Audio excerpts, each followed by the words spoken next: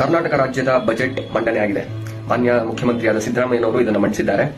ಕೇಳ್ಕೊಂಬನ್ನಿ ಏನ್ ನಡೆದಿದೆ ಅಂತ. ಇವತ್ತಿನ ಕರ್ನಾಟಕ ಬಜೆಟ್ ಆದ್ಮೇಲೆ ಬಿಜೆಪಿಯ ಟ್ವಿಟರ್ ಪೇಜ್ ನಲ್ಲಿ ಬ್ರದರ್ಸ್ ಬಜೆಟ್ ಅಂತ ಹಾಕೋರೆ. ಇದ್ಯಾಕಪ್ಪ ಹಿಂಗ ಹಾಕೋರೆ ಅಂತ ನೋಡಿದ್ರೆ ಅಲ್ಪಸಂಖ್ಯಾತ ಶಾಲೆಗಳನ್ನ ಕೆಪಿಎಸ್ ಮಾದರಿಯಲ್ಲಿ ಉನ್ನತೀಕರಣಕ್ಕೆ 1000 ಕೋಟಿ, ಅಲ್ಪಸಂಖ್ಯಾತ ವಸತಿ ಶಾಲೆಗಳ ಆರಂಭ, ಅಲ್ಪಸಂಖ್ಯಾತ ವಿದ್ಯಾರ್ಥಿಗಳ ಸ್ಪರ್ಧಾತ್ಮಕ ಪರೀಕ್ಷೆಗಳಿಗೆ ವಿಶೇಷ ತರಬೇತಿ, ಅಲ್ಪಸಂಖ್ಯಾತ ಕಾನೂನುಗಳ ಮೂಲಸೌಕರ್ಯಕ್ಕೆ 100 ಕೋಟಿ ಮೀಸಲು, ಅಲ್ಪಸಂಖ್ಯಾತ ನಿರ್ಗತಿಕರಿಗೆ 2 ಉದ್ದಾಶನ ಆರಂಭ, ಅಲ್ಪಸಂಖ್ಯಾತ ನಿರುದ್ಯೋಗಿಗಳಿಗೆ 3 ಲಕ್ಷವರೆಗೆ ಸಹಾಯಧನ, ಅಲ್ಪಸಂಖ್ಯಾತ ಮಹಿಳೆಯರ ಸ್ವ ಉದ್ಯೋಗ ಪ್ರೋತ್ಸಾಹಕ್ಕೆ ಸೊಸೈಟಿ ಸ್ಥಾಪನೆ, ಹುಬ್ಬಳ್ಳಿ ಕಲಬುರಗಿಯಲ್ಲಿ ಹಜ್ ಭವನ ನಿರ್ಮಾಣ, ಅಲ್ಪಸಂಖ್ಯಾತ ನಿಗಮದ ಸಾಲದ ಬಡ್ಡಿ ಮನ್ನಾ, ಅಲ್ಪಸಂಖ್ಯಾತ ಉದ್ಯೋಗಸ್ಥ ಮಹಿಳೆಯರಿಗೆ 4 ಹಾಸ್ಟೆಲ್, ಅಲ್ಪಸಂಖ್ಯಾತ ಇಲಾಖೆಯಲ್ಲಿ ಖಾಲಿ ಹುದ್ದೆಗಳ ಭರ್ತಿ, ಅಲ್ಪಸಂಖ್ಯಾತ ವಿದ್ಯಾರ್ಥಿಗಳಿಗೆ ಲ್ಯಾಪ್ಟಾಪ್ ಖರೀದಿಗೆ 50,000, ವಕ್ಫ್ ಆಸ್ತಿ ಅಭಿವೃದ್ಧಿಗೆ ಹಣ ಮೀಸಲು. ಅಯ್ಯೋ, ಬಜೆಟ್ ಅಲ್ಪಸಂಖ್ಯಾತರಿಗೋಸ್ಕರ ಮಾತ್ರ. ಅದು ಅಲ್ಪಸಂಖ್ಯಾತರು ಅಂತಂದ್ರೆ ಪಾರ್ಸಿ, ಜೈನು, ಸಿಖ್ಖರು ಇವ್ರಿಗಲ್ಲ, ಕೇವಲ ಅಲ್ಪಸಂಖ್ಯಾತರಿಗೆ ಮಾತ್ರ ಅಂತ ಹೇಳಿ ಭಯ ಪಡೋ ಅಗತ್ಯ ಇಲ್ಲ. ಯಾಕಂತಂದ್ರೆ ಇದೇ ಒಂದು ಧೋರಣೆ ಏನಿದೆಯಲ್ಲ, ಕಾಂಗ್ರೆಸ್ನ ತುಷ್ಟೀಕರಣದ ರಾಜನೀತಿ. ಹಾಗಿರೋದ್ರಿಂದ ನೀವು ರಾಜ್ಯದ ಬಜೆಟ್ ನಲ್ಲಿ ವಿಶೇಷವಾಗಿ ಏನು ಗಮನಕ್ಕೆ ಬರುತ್ತೆ ಅನ್ನೋಂಥದ್ದು ತುಷ್ಟೀಕರಣನೇ.